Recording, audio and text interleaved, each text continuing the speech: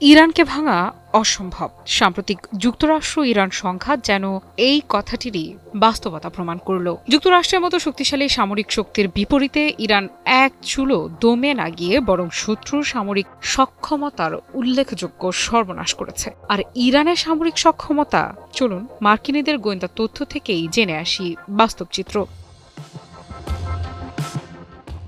Iran কি মধ্যপ্রাচ্যের সবচেয়ে ভয়ঙ্কর শক্তিগুলোর একটিতে পরিণত হচ্ছে? যে হামলাগুলোকে অনেকেই ভেবেছিলেন তেহরানের জন্য বড় ধাক্কা, সেই হামলার ক্ষত কাটিয়ে এখন উল্টো আরও শক্তিশালী হয়ে উঠছে দেশটি। এবার মার্কিন গোয়েন্দা সংস্থাগুলোর নতুন তথ্য ঘিরে শুরু হয়েছে তীব্র আলোচনা।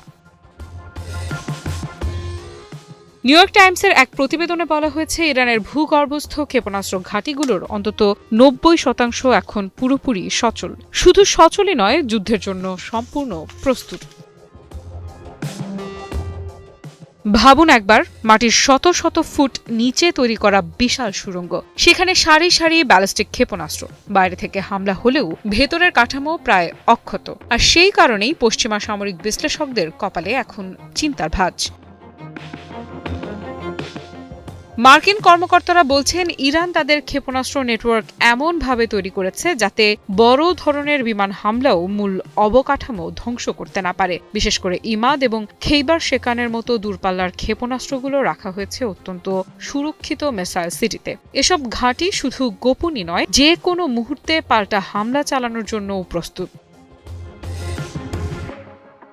আর সবচেয়ে বড় বিষয় হলো, যেসব অংশ ক্ষতিগ্রস্ত হয়েছিল সেগুলোও নাকি খুব দ্রুত মেরামত করেছে তেহরান। গোয়েন্দা প্রতিবেদনে বলা হয়েছে, ইরানের কমান্ড ও কন্ট্রোল ব্যবস্থাও এখন আগের চেয়ে বেশি সমন্বিত এবং কার্যকর। কিন্তু প্রশ্ন হচ্ছে, এত দ্রুত কিভাবে ঘুরে দাঁড়ালো ইরান? বিশ্লেষকদের মতে, বছরের পর বছর ধরে ইরান তাদের সামরিক অবকাঠামোকে ডিপ ডিফেন্স কৌশলে সাজিয়েছে। অর্থাৎ এক জায়গা ধ্বংস হলেও পুরো নেটওয়ার্ক অচল হবে না। প্রতিটি ঘাঁটি আলাদা, কিন্তু আবার পরস্পরের সঙ্গে সংযুক্ত। এ কারণেই সাম্প্রতিক হামলাগুলো বড় ক্ষতি করতে পারেনি বলে ধারণা করা হচ্ছে, বরং হামলার অভিজ্ঞতা থেকে নতুন কৌশলও শিখেছে তেহরান। আমি ভরসা রাখি হিরন স্মার্ট ওয়াটার পিউরিফায়ারে। মার্কিন সামরিক বাহিনীর একটি সূত্র জানিয়েছে, ইরান শুধু আগের সক্ষমতা ফিরিয়ে আনেনি, বরং তাদের প্রতিরক্ষা অবস্থান আরও শক্ত করেছে।